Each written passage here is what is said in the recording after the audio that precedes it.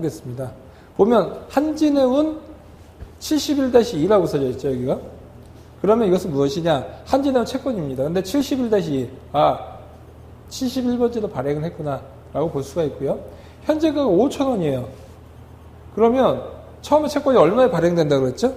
10,000원에 발행했죠. 그러면 이 채권은 반토막이 나 있는 채권이다 라고 볼 수가 있고요. 그러면 시장에서는 이 회수율을 한 50% 정도밖에는 못 건지겠구나 라고 볼 수가 있습니다. 근데 만약에 나중에 한진해운 채권을 5,000원 산 거예요. 근데 채권자들한테 7,000원에 다 갚기로 했었으면 이 사람은 20%의 수익을 낼 수가 있는 거죠. 결국은 이 채권 가격이 지금 메리트가 있냐 없냐라는 것이 중요하고요.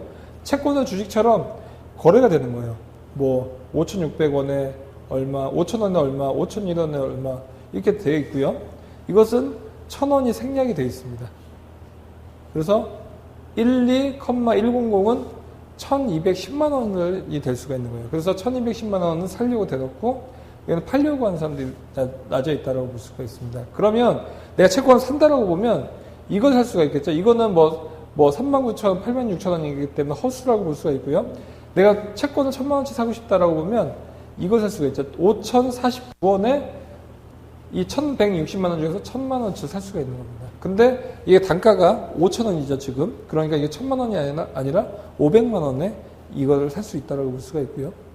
그 다음에 이 채권들을 그러면 장내에서 사는 게 더 쌉니다. 똑같은 채권. 그러니까 예를 들어서 두산엔진 채권을 내가 사고 싶다라고 보면 두산엔진 6회차 다 똑같죠. 만기도 정해져 있고 그런데 이것을 이 장내에서 사는 거에 있고 증권사 창구를 가서 직접 사는 게 있는데 보통은 이 온라인으로 샀을 때가 더 쌉니다. 이자도 더 높고요. 왜 그럴까요? 보통 옷을 사더라도 온라인으로 보면 더 싸죠. 직구도 더 싸고 똑같습니다. 온라인에서 사면 좀 더 싸게 살 가능성이 굉장히 크다라고 볼 수가 있고요. 그래서 지금 이런 채권들을 보려고 하면 어디서 봐야 될까요? 이게 이제 그 HTS, 즉 주식을 매매하는 그런 이제 프로그램인데 이런 데 보면 이제 다 주식이죠. 주식 뭐 이런 것들 다 뭐 선물옵션 이런 게 있는데 보면 쭉 옆으로 가다 보면 좀 구석에, 왜냐하면 채권 거래하는 사람이 많이 없기 때문에 구석에 있겠죠. 채권이라고 되어 있습니다. 여기를 또 클릭을 하면 장내 채권이라고 써져 있죠. 여기서 이걸 클릭을 하면 옆에 나옵니다. 장내 채권 종합 화면이라고. 그러면 이거를 클릭을 하면 이 화면이 뜨는 거죠. 장내 채권에 대한 종합적인 내용이 들어있다고 볼 수가 있고요. 보면 하이소닉, 현대상선, 두산엔진 같이 여러 가지 회사채에 대해서 써져 있고요. 이것을 종명명이라고 하고 옆에 보면 신용 등급이 써져 있죠. 아까도 얘기했죠. 신용 등급이 A등급이면 안전하고 B등급부터는 위험하다. B0, BBB 플러스. 보니까 B등급도 나눠져 있더라. B 하나가 나을까요? BBB가 나을까요? BBB가 나을겠죠. 아무래도 많이 있을 수도 좋고 BBB가 나을까요? BBB 제로가 나을까요? 아시아나항공이 BBB 제로고요. 두산엔진이 BBB 플러스입니다. 어느 게 더 안전할까요? 당연히 플러스가 붙은 게 더 낫겠죠. 보니까 BBB 플러스 다 있고요. 보니까 등급이 높으면 높을수록 옆에 보면 수익률이라고 써있죠. 수익률이 좀 더 좀 낮은 경우를 볼 수가 있고 하이소닉 같은 경우는 등급이 낮죠. 현대상선은 지금 무등급입니다. 무등급은 봐볼까요? 수익률이 31%나 돼 있죠. 근데 이 등급이 미리 이 등급을 낮춰놓을까요? 아니면 일이 다 터진 다음에 그때서야 등급을 낮출까요? 보면 그때서야 등급을 낮출 수가 있는 것이다라고 볼 수가 있고요. 그래서 우선은 봤었을 때는 이 등급을 보고 무작정 안심하면 안 된다라고 볼 수가 있습니다. 왜냐하면 등급이 지금 A등급이지만 현대상선이나 이런 것들 보더라도 현대상선도 지금 무등급이지만 얼마 전까지는 뭐 BBB 등급 이런 정도 됐었거든요. 그런데 시장에서도 우려를 하고 회사 자체도 이제 돈을 갚기 힘들어졌기 때문에 그때서야 뒤늦게 내린다라고 볼 수가 있습니다. 그래서 신용 등급만 무조건 뭐 안심을 해서는 안 되겠죠. 그리고 밑에 내려가다 보면 국민주택 채권이 있습니다. 뭐죠? 그 국채라고 볼 수가 있죠. 옆에 국채라고 써져 있고요. 그 다음 위험도를 봤더니 무위험입니다. 그리고 아까 봤던 뭐 현대상선은 초고위험이죠. 초고위험, 그것보다 좀 난 것이 고위험, 그 다음에 중위험, 중위험은 뭐 두산엔진 같은 경우가 중위험이 있다라고 볼 수가 있고요. 그 위가 이제 저위험. 우리은행이 채권이 있죠. 이게 AA 등급입니다. AA 등급이라고 하는데 이게 저위험. 그 다음에 국채는 국가에서 원금을 보장해 주기 때문에 이것들은 아예 위험이 없다라고 해서 무위험이라고 써져 있고요. 당연히 무위험이기 때문에 금리가 1%대밖에 되지가 않습니다. 한진해운 쪽이 있고요. 그러면 이거 봐볼게요. 이번에는 아까는 이제 저위험, 중위험, 고위험, 초고위험 여러 가지 짬뽕식으로 봤는데 이번에는 한번 등급이 좀 낮은 것들을 한번 분석을 해볼게요. 어떤 특징이 있고 어떤 점을 주의를 해야 되고 어떤 점이 장점인지를 한번 봐보겠습니다. 먼저 장점은 수익률이 높다는 겁니다. 한진해운은 996%짜리가 있어요. 어떻게 100%가 넘어갈까요? 만기가 얼마 안 남아서 그렇습니다. 연수익률로 이렇게 나타나기 때문에 그렇고요. 그래서 보면 현대상선이 보통 보면 5,000원이죠. 그러면 이것을 10,000원에 받았을 경우는 거의 100%까지 수익이 날 수가 있는 것이고요. 그거 외에도 보면 대우조선해양이 얼마 전까지는 A등급이었던 것 같은데 BB 플러스 등급까지 낮아졌습니다. 고위험을 바뀌었고요. 채권 가격이 10,000원에 시작됐는데 지금 8,100원밖에 안 하고요. 수익률이 지금 27%입니다. 즉 지금 아직 대우조선해양은 뭐 자유협약도 안 들어갔고요. 어떤 아직까지 회사채에 대해서 만기 때까지 잘 줄 수 있는 가능성이 열려져 있죠. 그러면 어떻게 될까요? 대우조선해양이 별 문제 없이 내가 8,100원에 채권을 산 겁니다. 근데 대우조선해양이 갑자기 조선업이 활발해지면서 잘 살아나갖고 만기 때까지 잘 간 겁니다. 그러면 이 채권 가격이 8,100원에서 10,000원까지 올라갑니다. 그래서 10,000원에 받으면 8,000원에 샀던 것들을 10,000원 팔 수가 있죠. 그러면 20%의 수익이 날 수가 있고요. 그래서 27%, 이자까지 합쳐서 27%라고 써져 있습니다. 즉, 고위험이지만 회사가 살아날 것 같다라고 하면 이런 것들을 적극 투자를 하면 주식보다도 더 확실한 수익을 얻을 수 있다라고 볼 수가 있고요. 반대로 샀는데 아예 이 회사가 더 재무 상태가 안 좋아졌을 때는 대우조선해양 지금 8,100원이긴 한데 이것이 5,000원까지 이런 지금 현재 한진해운 같이 5,000원까지 떨어졌을 경우는 내가 8,000원에 채권을 사서 5,000원이 되었기 때문에 뭐 한 마이너스 25% 30% 정도의 손실률을 볼 수가 있는 것이겠죠. 그래서 우선 보면 현재의 가치 대비해서 지금 채권 가격이 올라갈 것 같다라고 보면 사는 거고요. 아니다 싶으면 살 수가 없는 것이겠죠. 그런데 일반인들이 여기에 대해서 미래를 알 수가 있을까요? 굉장히 힘들죠. 보통 이런 것들은 뭐 회사를 좌지우지할 수 있는 그런 뭐 정책 위반자, 산업은행 이런 쪽 고위층들 외에는 알 수가 없고 그런 고위층들도 여론에 굉장히 좀 민감하게 반응을 할 수가 있기 때문에 여기에 대해서 미래를 예측하기 굉장히 힘들다라고 볼 수가 있습니다. 하지만 업황이 좋아질 것 같다라고 하면 예측을 할 수가 있겠죠. 그래서 갑자기 채권 가격이 일어났는데 예전에도 그런 적이 있었어요. 예전에도 동해양 회사채는 망가졌지만 동해양 증권의 채권이 있었는데 그거는 문제가 없었거든요. 근데 채권들이 다 가격이 하락하다 보니까 동해양 증권 채권도 10,000원대에서 6,000원까지 빠졌습니다. 근데 그때 사실 동해양 증권에 재무적으로 문제는 없었습니다. 그러다 보니까 6,000원 가던 게 10,000원대까지 올라갔습니다. 그러면 6,000원에 사서 10,000원이 됐기 때문에 거의 80%의 수익을 올릴 수가 있죠. 간혹 그렇기 때문에 주식보다도 채권이 더욱더 안전할 수도 있다고 볼 수가 있고요. 그 다음에 중위험 중수익 채권들을 한번 봐볼게요. 보통 BBB, B, 트리플 B에서 뭐 A등급 사이에 있는 채권들을 한번 봐보겠습니다. 두산인프라코어, 이랜드월드, 아주산업, 두산캐피탈 이런 것들을 한번 봐볼게요. 아시아항공이나 두산인프라코어 등급 받으니 트리플 B 등급입니다. 중위험이고요. 수익률이 9%대가 된다. 두산인프라코어는 상당히 안 좋았다가 최근 들어서 좀 좋아지고 있죠. 밥캣이 자회사가 상장을 하고 최근 들어서 중국 부동산 경기가 워낙 안 좋다가 조금씩 살아나고 있는데 그러다 보니까 지금 9%니까 이것들이 잘 됐을 경우는 살아날 수도 있겠죠. 그러면 9%의 수익률로 내 만기 때까지 가면 굉장히 좋은 투자라고 볼 수가 있고요. 반대로 갑자기 밥캣의 상장이 굉장히 취소가 되고요. 중국 부동산 경기가 갑자기 안 좋아졌다라고 하면 여기서 더 안 좋아질 수도 있겠다라고 볼 수가 있습니다. 결국은 주식과도 비슷하게 움직인다라고 볼 수가 있고요. 이랜드월드를 봐보겠습니다. 이랜드월드는 뭐 패션 쪽이죠. 이랜드월드는 BBB, 트리플 B등급이고 같은 두산인프라코 같은 트리플 B등급이지만 수익률은 7.9%다. 그래서 같은 등급이라고 하더라도 수익률이 다를 수가 있습니다. 왜 다를까요?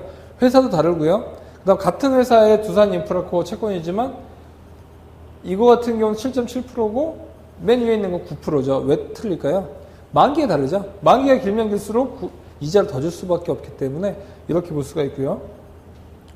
그 다음에 뭐 은행, 우리은행 신용자본증권이라고 밑에 있네요. 우리은행 신종자까지 써져 있는데 본증권이라고 써져 있는 부분이 생략이 되어 있고요. 보면 금리가 5%예요. 굉장히 높죠. 은행 채권이 5%? 거기다가 AA 마이너스 등급? 메리트가 있는데 사실은 그냥 우리은행 채권은 사실은 1%대 내외밖에 하지 않습니다. 근데 이거는 신용자본증권, 즉 우리은행이 어떤 조건, 재무적으로 좀 안 좋아졌다든지 단기 순이익이 좀 안 좋아졌다든지 어떤 조건이 있습니다. 거기에 맞으면 이자를 안 줘도 되는 조건이 살아있기 때문에 금리가 이렇게 높다라고 볼 수가 있고요. 우리 아시아나항공 가보겠습니다. 아시아나항공 보면 74-2회차입니다. 현재 채권 가격이 9,850원이고요. 봤더니 9,850원에는 1,000원어치밖에 안 사기 때문에 이거 허수고요. 그 다음이 9,860원에 100만원, 700만원. 즉 내가 800만원 정도가 있다라고 하면 여기까지 넣으면 이거부터 사줍니다. 제일 밑에 있는 것부터 사주고요. 그 다음에 이거 사주고 그 다음에 이 물량이 사줄 수 있다고 볼 수가 있고요. 그럼 아시아나항공 같은 경우는 현재 보면 만기때가 가고 하면 5.5%인데 아시아나항공이 계속 적자였습니다. 지금도 뭐 물론 적자 기업이긴 하지만 유가가 많이 떨어졌죠. 그러다 보면 항공주들한테는 아주 좋은 기회입니다. 왜냐하면 항공주들한테 가장 부담이 뭐냐면 바로 기름값인데 기름값이 뭐 110달러 가던 것이 지금 40달러를 위에 올라 있기 때문에 아직까지도 반가격 이하로 떨어져 있기 때문에 항공주들 같은 경우는 최근 들어서 굉장히 살아났다고 볼 수가 있죠. 이번엔 저위험에 대해서 한번 봐보겠습니다. 뭐 A등급이라든지 아니면 국채, 은행채들 한번 봐보겠습니다. 보면 LG 실트론이라는 회사가 있죠. 등급이 A- 등급 옆에 보면 저위험이라고 써져 있죠. 수익률을 보면 4.2%. 그래도 은행 예금보다는 2배 이상 높고요.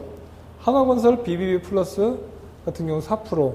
유한타증권이 예전에 이제 동양증권이었는데 말씀드렸죠 아까 6,000원대까지 빠진 적이 있다고. 근데 이게 만원대까지 올라가 있죠.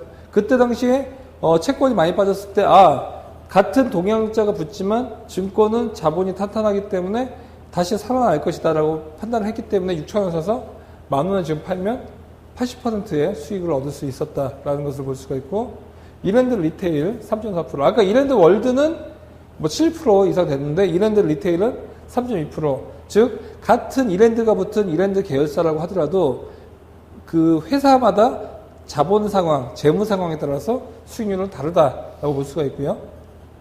그 다음에 국채 같은 경우는 거의 1% 내외. 안전할수록 금리는 낮구나라고 볼 수가 있고요. 그 다음에 장내 채권에 대한 정보를 어떻게 알 수 있는지 한번 봐보겠습니다. 이번에는 한화건설을 한번 예를 들어보겠습니다. 보면 현재가는 1,200원. 만원 이상인 것도 있습니다. 보통은 안전한 채권은 만원 이상인 경우가 많이 있고요. 불안한 회사들은 9,000원대 거래가 되는 거고 지금 한화건설은 상당히 시장에서 좋게 보고 있다고 볼 수가 있고요. 이것들을 옆에 보면 호가가 아까 현재가 화면이었고요. 이것을 옆에 발행 정보를 클릭을 하면 이 채권에 발행을 했던 그런 정보들이 나와 있는데요. 보면 하나건설 77회차, 하나건설이 77번째로 나와 있다고 볼 수가 있고요. 발행일은 2014년 4월 11일 날 발행을 했구나. 만기일은 2017년 4월 11일이구나. 그러니까 처음에 투자했던 사람은 어떤 조건이었을까요? 3년 만기에 그 다음에 수익률 같은 경우는 그때 5.6%에 샀구나. 이때는 금리가 굉장히 좋았구나라고 볼 수가 있고요. 이제 남은 기간이 1년도 안 남았죠. 그래서 지금 현재는 326일 남아있구나라고 볼 수가 있고요. 이자금을 보면 아까 처음에 얘기했죠. 이표채. 그것은 무엇이냐? 이자가 정해져 있는 그 금리를 준다라고 볼 수가 있고 이자 지급 주기를 보면 3개월마다 준다. 라고 볼 수가 있습니다. 그리고 채권의 종류를 보니까 무보증 회사채, 그러니까 보증은 안 한다. 그리고 회사채다라고 볼 수가 있고요. 즉 보통 회사채는 다 무보증 회사채라고 써져 있습니다. 이 회사가 그 원금 보장을 해주지만 다른 곳에서 추가로 보장을 하지는 않는다라고 볼 수가 있고요. 뭐 발행 금액 만기가 당연히 10,000원에 끝난다라고 했고요. 그다음 신용등급은 BBB 플러스, 이자 주기는 3개월 이렇게 볼 수가 있습니다. 그러면 내가 이걸 하나건설 채권을 지금 샀었을 때 만기 때 얼마를 받을 수 있냐? 왜냐면 아까 1,300원이었죠?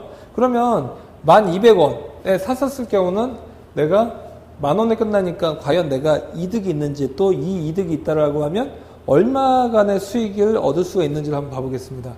채권을 보니까 하나건설 77회차, 이 채권 분석이라는 HTS 보면 이 화면이 있는데 여기서 본인이 넣는 겁니다. 그러면 여기서 단가라는 부분을 체크를 하고요. 수익률을 체크하면 헷갈리기 때문에 단가를 체크를 하고, 아까 보면 1,200원을 살 수가 있었죠. 아까 하나건설에 1,200원이었죠. 1,200원에 1,000만원치 샀다라고 보면 매수단가에다 내가 1,200원을 넣습니다. 그리고 매수 단위를 금액으로 넣고, 수량으로 넣으면 헷갈리니까 금액으로 넣고 매매 금액을 1,000만원을 넣습니다. 실제로 매매를 할 때는 1,000만원 딱 떨어지지 않습니다. 뭐 999만 9,999원 그렇게 끝나고요. 만기는 자동 세팅이 되어 있죠. 내년 4월.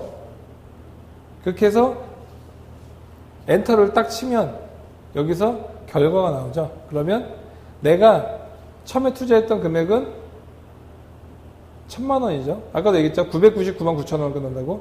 여기 들어가고 그동안에 총 얻었던 수익 같은 경우를 보면 총 수령 금액은 35만 3,928원을 받는 겁니다. 그리고 세금을 떼니까 27만 8,218원을 받는 거고요. 그러니까 당연히 1,000만원 빼니까 35만 4천원이 수익, 세전. 그리고 수익률을 봤더니 3.5%다라고 볼 수가 있고요. 연평균 수익률을 보면 3.7%다라고 볼 수가 있죠. 왜 총 투자 수익률보다 연평균 수익률이 높을까요? 1년이 안 됐기 때문이죠. 1년이 안 됐기 때문에 1년 후 환산하면 금리가 크다라고 볼 수가 있습니다.